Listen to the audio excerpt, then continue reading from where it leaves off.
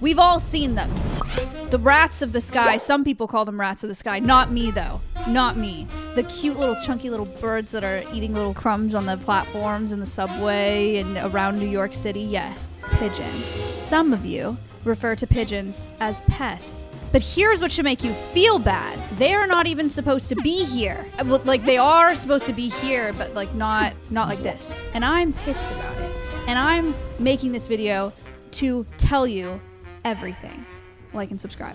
Did you know that we as humans captured pigeons and we forced them to live with us? We made them our best friends for thousands of years. We used them to literally win wars. And then we threw them out on the street. We took a wild, high-performance survivalist and we threw it out on the street so it had to look for freaking pizza scraps in New York City. But before we get to the part that makes me actually mad, I'm going to tell you more about pigeons and where they came from because it's an important part of this whole story. Let's take a look at pigeons, shall we? Okay, because honestly, they're sick. So, technically, scientifically, there's no real difference between a pigeon and a dove, okay? They're both part of the family Columbidae. Usually, we call the small white ones, like this, that people have in weddings and symbolizes peace or whatever, doves, and then we call the colorful, chunky ones pigeons. But those terms don't really carry much merit because they're part of the same family. So when we talk about standard pigeons, like the ones that stare at you from park benches, and the ones that are perfectly circular, we are talking about Columbilivia, the rock pigeon. Today, most of the pigeons that you see are this genetic soup of rock pigeons, so escaped pets and racing birds and feral crossbreeds. Now, I think you probably know what pigeons look like, but I'm going to explain it to you in great detail anyway. So rock pigeons, 12 to 14 inches long, wingspan of up to 28 inches, quite a bit shorter than mine. Thank you very much. The ones in the wild typically weigh about 350 grams, but domestic breeding can make them way bigger than that. And that's just the rock pigeon, right? But there are lots of different types of pigeons. Do you guys know what this is? This is a Victoria crown pigeon, also a pigeon. And to scale, it might look the same size as the rock dove, but no. This is about how big a Victoria crown pigeon actually is. That's not exactly to scale, okay? But it is the biggest pigeon on planet Earth right now. They are about 29 inches long and they weigh up to 5.5 pounds, which for a bird, heavy. Guys, that's really heavy. There are some that have really bright, vibrant colorations, like the pink-necked green pigeon or the Nicobar pigeon, both super beautiful. And then there are some pigeons that don't even really look like pigeons at all, like the tooth-billed pigeon. He's kind of cute though.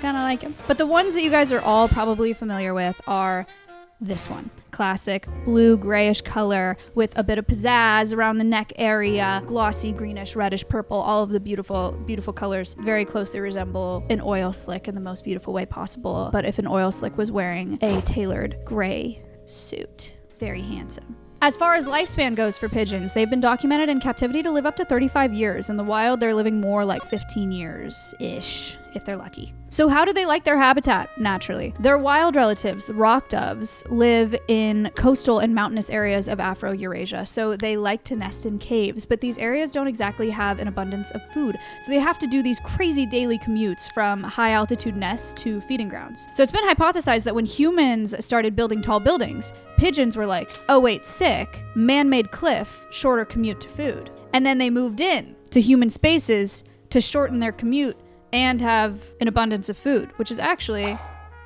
pretty freaking smart. So now we know a little bit about pigeons and different types of pigeons, but let's talk a little bit about their superpower. You guys have probably heard of carrier pigeons, which I think in people's head you think, okay, tie a note to bird's foot and then tell it where to go or something, and it'll just deliver a message somewhere. I think that's what people think, but also maybe you've never really thought about it. But when you really think about that, like surely that's not how it works. Correct.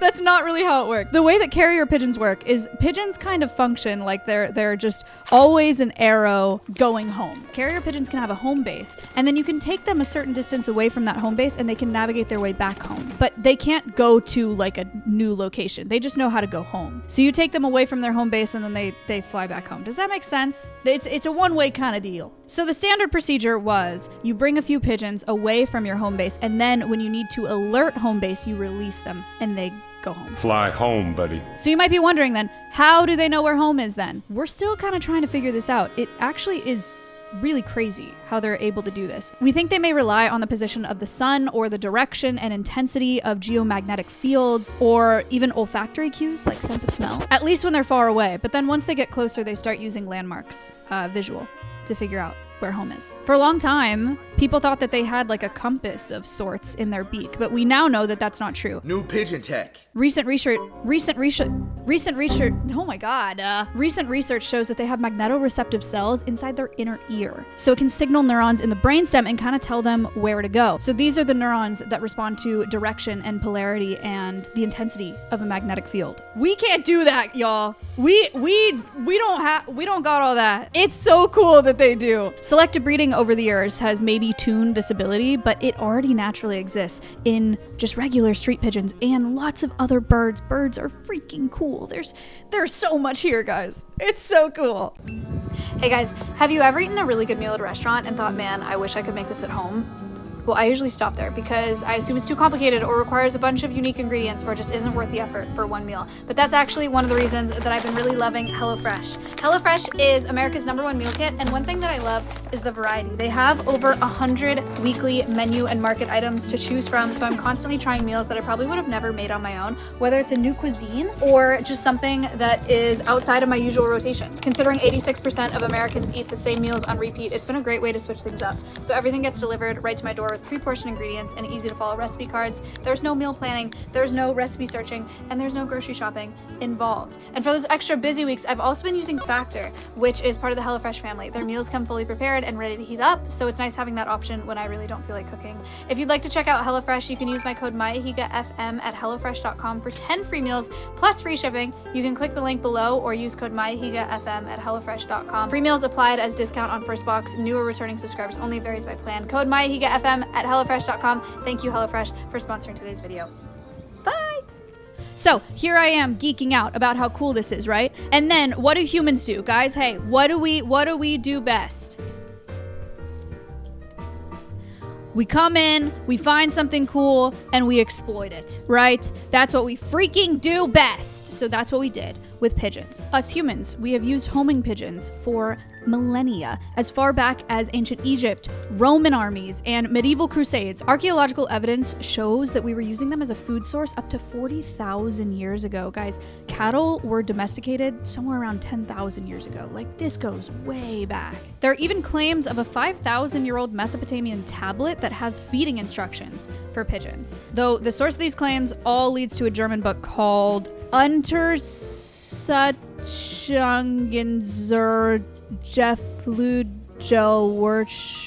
Wirtschaft im Alten Orient. Was? And quite frankly, I am not going to purchase that book and translate it or try to do anything like that again. So I'm just gonna choose to believe those claims because it does make sense if you line it like timeline-wise. That it would make sense that they have that. Anyway, so we know that ancient Egyptians used them for food and ceremonies somewhere around 4,000 years ago. They would also sometimes sacrifice tens of thousands of pigeons at a time for a single ceremony. The mighty sun. And that suggests captive breeding solely because the amount of time it would take to wild capture that many pigeons, kind of hard to fathom. So they were probably breeding them. So the centers of diversity for the pigeons that we know today was the Middle East and South Asia. These were spread across the globe by travelers. European colonizers brought them to North America about 400 years ago. And then by 1773, the rock pigeon was flying all the way from Nova Scotia to Florida. They're everywhere. So this is the start of that genetic soup that I was mentioning earlier. And then enter late 19th century, the U.S. Army. So the U.S. Army started experimenting with pigeons for communication on the American frontier. So when the First World War broke out in 1914, the Allied and Axis powers made extensive use of carrier pigeons as a means of communication. In fact, the United States was not only drafting men who were eligible for fighting, but also homing pigeons and men with pigeon breeding and care experience. It was that serious. Let me freaking go off script, okay? I have to tell you guys about some of these specific pigeons. This is important to me. All right, so number one, the Admiral, okay? Delivered 150 messages in France, transferred to the US after the armistice, defeated all competitors in 400-mile races. 400 miles, the Admiral. Next up, we have Pigeon, unnamed. for some freaking reason. Operating at the U.S. Naval Air Station in Brest, France, this bird delivered 97 messages during the last month of the war from seaplanes at sea, and in 1 year covered a total distance of 1,638 miles, delivering messages that saved many lives and naval aircraft. Unnamed, by the way. President Wilson worked from tanks where he lost his leg, but still delivered the messages. Those are just a few examples of some of our pigeon war heroes. Okay? But then after World War II, communications technology, mainly wireless, continued to advance exponentially. What does that mean? We don't really need carrier pigeons anymore. A 1948 field manuscript actually stated, the widespread use of radio in conjunction with the airplane to contact and supply isolated parties has rendered the use of pigeon communication nearly obsolete. So that was the end of pigeons as war heroes. We didn't need them anymore. So then what? Abandonment. Over thousands of years, we domesticated pigeons. We took them all over the world. They were our war heroes. They saved our lives. And then we didn't release them back into their natural habitats. No. We didn't honor them in some, we just stopped caring. we just stopped giving a about them. So today, the pigeons that we know are just free living descendants that escaped the domestic pigeons that we were using for all of those years. So we took them out of the caves, we freaking used them to save our lives, and then we abandoned them fully. We freaking switched up on our day ones. Hard. So, how are pigeons doing today, you may ask, besides the terrible PR that they constantly receive from people? Actually, they're pretty adaptable and they're doing pretty all right. They're listed as least concern right now by the IUCN. They're super opportunistic, and so they're really good at finding food, and they're doing pretty well in urban environments. Some people do still keep and breed pigeons for like niche things like races, and I mean some people still do carrier pigeon stuff as a hobby. There's also a meat industry for pigeons. Cool. No, yeah, cool. As of 2025, that industry was valued at $500 million. It's projected to hit $1 billion by 2031. Now we're just eating them. Now let's just eat them. Let's just freaking eat them. How about we do all that and then abandon them? Let's just start eating them. Okay, cool. Love it. Love that. So cool. So freaking cool. Awesome. There are still studies being done to further understand the brains of pigeons. These are actually kind of cool. Sorry.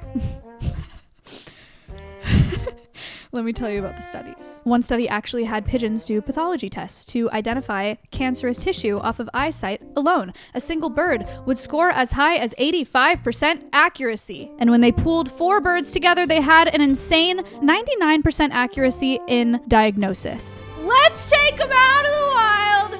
Let's make them go to war. Let's abandon them. Let's start eating them. And then let's have them tell us if we have cancer! Of course they're better at it than we are. Of course they are. And the wars, sorry, let's just go back to the wars for a second. Okay, in World War I, pigeons achieved a 95% success rate in delivering messages. 95%. In unknown terrain while being targeted by rivaling forces. And explosions, like going off around them and stuff. It's war. This is war, guys. 95% successful. In total, pigeons have received 32 Dickin medals. That is kind of like the animal version of a Victoria Cross. That is more than dogs and cats and horses combined. But it's still only 32. Freaking less years than I've been alive, my God. So anyway, despite most of us thinking that they're gross and dumb, they're pretty incredible. They're adaptable and they're smart and they're cute. They're so cute. And they've survived everything that we have thrown at them. I think that's beautiful. If I'm going to end this video anywhere, you guys know, look, at the end of the day, I'm a conservationist, right? So while our everyday pigeons, the ones that you guys know and love, are doing pretty well, there are international counterparts that are not doing so well. So the blue-eyed ground dove, for over 70 years, they were thought to be extinct before being rediscovered in Brazil in 2015. So that's very exciting. There was a glimpse of hope there, but now there's a network of partners all around the globe that are helping to keep these birds from truly going extinct. So in 2023, Save Brazil and Parque das Aves, I'm sorry, I'm learning Spanish right now, backed by the Toledo Zoo and Chester Zoo, successfully reared the first 2 blue-eyed ground doves hatched under human care. There's still a ton of work to be done, and the most recent count showed that there are only 11 individuals left in the wild still, but this is a pigeon that we can help now.